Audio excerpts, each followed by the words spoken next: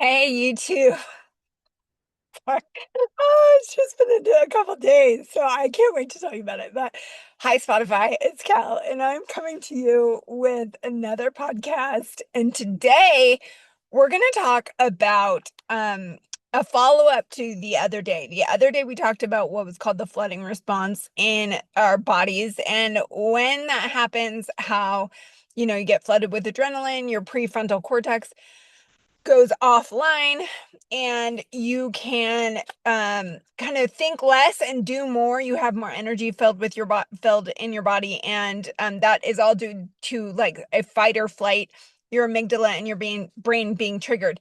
So today we're going to do a follow-up um, on that, the flooding response, but also we're going to talk about how alcohol plays into the mix with all of that and why sometimes couples can have the worst fights after they have been drinking alcohol. I'm going to explain scientifically. I'm not excusing it. I'm just saying that if you've ever had, personally, I probably have had the worst, fights with a significant other under the influence of alcohol. And it all makes sense kind of once you understand the science of it. So again, I'm not excusing it. I'm just saying, like, it's kind of important to know the knowledge or understand how the brain works in order when you say things you don't mean during a fight, etc. So, by the way, my cat is joining us in case he makes an appearance later. So, here is the thing. First of all, I want to start out with a random story that happened the other day, and I tell you how much my fight or flight was triggered. So, as many of you know, you can tell with the background,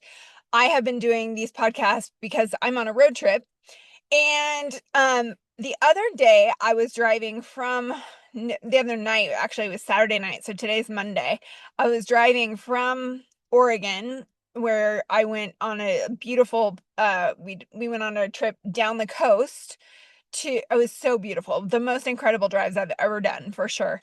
So I'm so glad we did it. But hold on one sec. Oh.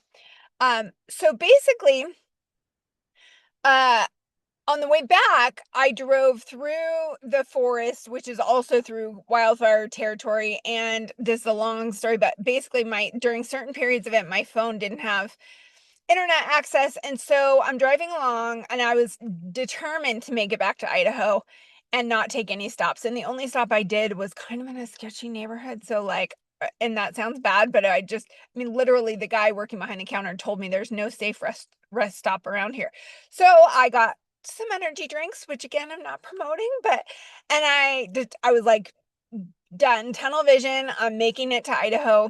And so, by the way, these drives through Oregon, if you've never driven through Oregon through like some of the forest areas, they are the most incredibly beautiful areas. And then you combine that on the Oregon coast with the view of the ocean, like literally for hours, and beautiful trees. It is stunning, stunning and incredible. And I can't believe more people don't talk about it. But so do those drives if you can do it. But Oregon coast is just really, really, really pretty, and driving it is incredible. So, anyways, that is not my point. So I was driving back to Idaho, and like I said, for certain stints, I did not have phone coverage. And all of a sudden, probably we were destined to get there in Idaho at like midnight. And it was probably about 12:30, 10:30 p.m. when all of a sudden it's dark. I'm driving through the mountains, and it's very curvy, and like these, it's the 84 highway, which is always also the 30, but I basically went through the scariest thing in my life. And let me just tell you, my amygdala was triggered. And so what happened is all of a sudden we could see flames coming up to the side of the road. So literally driving through a big wildfire. And if I'm honest about my fears, there's only like a couple videos in my life that have ever scared me. And one of them is that driving through a fire. I don't know if you know what I'm talking about, but like a few years ago, I can't remember where it was, had a raging fire, and they made a video of it. And it was like, you're basically driving through flames. Now, that one, there were flames on both sides. This one, there was like flames on one side. But here's the terrifying part, because I didn't have cell phone coverage. So, and I'm just sharing this just because, why not? But so I'm driving, and all of a sudden hills, because the hills didn't really allow for proper smoke ventilation, and they all of a sudden became like filled with smoke, all of them. And then you could see this bright orange flame. You could see the whole line of the fire coming right up to the road. And then for miles and miles afterwards, there was nothing but smoke. I like could barely see by the end of it. I was coughing. By the way, I figured out very quickly, roll up your windows and have the air circulation going, because then it vents, it filters it out. But don't but anyway, so this was just so crazy. I'm gonna relate to it today, to today's video though. But so basically, I was the craziest part was driving past seeing that and having very thick smoke, and I did not know if I was driving into a fire or getting away from a fire for about 30 to 60 minutes, which is just my amygdala. When I say I had the flooded response, I've never had, I mean, I cannot tell you recently when I've had a more flooded response in my body than not knowing if I'm driving into a wildfire or away from it, and not being able to get cell phone coverage to tell me anything. And long story short, but when I called it in, I did make it to Idaho. I was not driving. I didn't have to go through any more flames, but um the smoke of it, and I mean really, like, I was coughing and, like, I couldn't see, so it was very scary. But my whole point is I had just done a video on the flooding response, and oh my gosh, was I flooded that night. I have never driven faster on a curvy highway ever in my life, because my thought process, well, I was like, "Well, if it is fire, then, hopefully the faster I go, the less chance I have to get it has to get me." But it was my fight or flight response that was just like, "Get the hell out of here now." And I could tell that other cars ahead of me were doing the same thing because they were speeding. We were going like 90 plus, and I'm sure the highway patrol is not going to recommend doing that. But this was just my experience. And so fortunately, when I started to notice that we were breathing clean air again, I was just like ecstatic. I've never been more grateful for clean air in my life. And so all of this is to, again, talk about the flooding response. My prefrontal cortex did kind of shut off, and it just went into like, get the hell out of here mode. And my whole body, I mean, my heart was racing, everything. It was just a very crazy experience.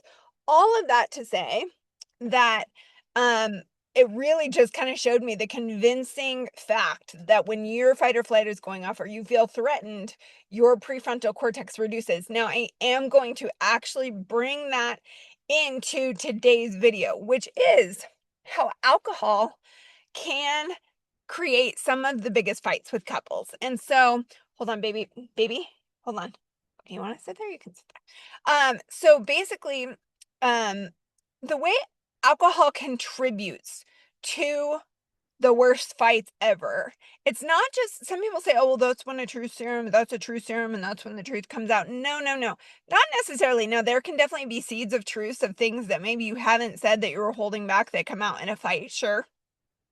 But what's really going on if you have an alcohol-induced fight with your significant other, what's happening is alcohol reduces your prefrontal cortex working as well, which is why you make the worst decisions when you've been drinking alcohol, right? So now you combine that with the flooding response that we talked about in the past, which is like, so you have alcohol that's reducing your inhibitions, reducing your decision making ability.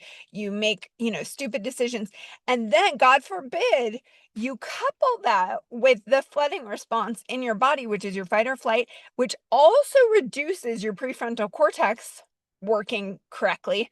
You have a double whammy when it comes to poor decision making skills, and your feeling of threat can be exacerbated by the alcohol, again, because your prefrontal cortex is not evaluating it all correctly, right? So all of that is to say, and again, I'm not endorsing drinking, making excuses for fighting while you've been drinking. No, that's not what I'm doing. But I am trying to help people who understand, who, if they have, say, the worst temper when they've been drinking, part of it is just, again, because their fight or flight or their flooding response goes off, and then you have alcohol coming in and reducing your prefrontal cortex working as well, and you really get to a point where your decision making can be slim to non-existent, when you have those two factors. If you have alcohol and combine it with a feeling of feeling threatened or uncertain in the body. So again, there's no real, I'm not like, obviously the solution here is drink less and moderate your alcohol and,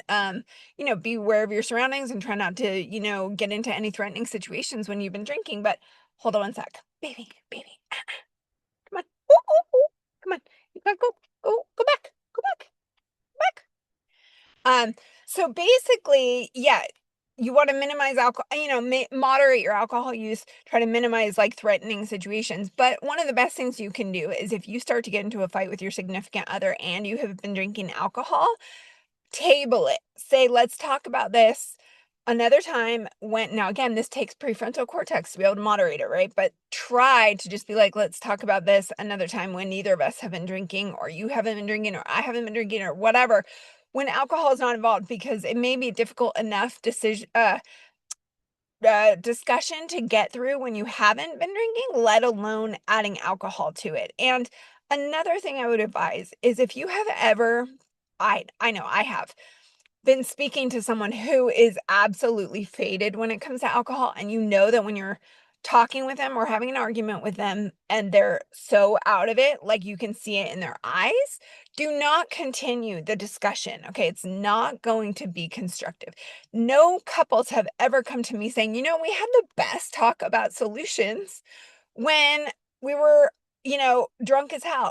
So I'm just pointing that out, and this is also someone I have learned this the hard way myself too, just, to how non-productive those conversations can be, whether I'm the one under the influence or whether someone else is under the influence. Basically, the point is hard conversations are not done best under the influence of alcohol. So I just wanted to throw that out there, but from a scientific perspective, because when you just tell people don't do it without like actual scientific understanding as to why not to do it, it really isn't constructive. People in the moment, again, their prefrontal cortex it's not making wise decisions. And again, this because the alcohol and the stress response combined basically, reduce your prefrontal cortex ability to slim to none for a lot of people. Now, some people are the exception, but I'm talking about, most people. But I feel like this is really important because a lot of times people will come to me in therapy and say they said the worst things, they were under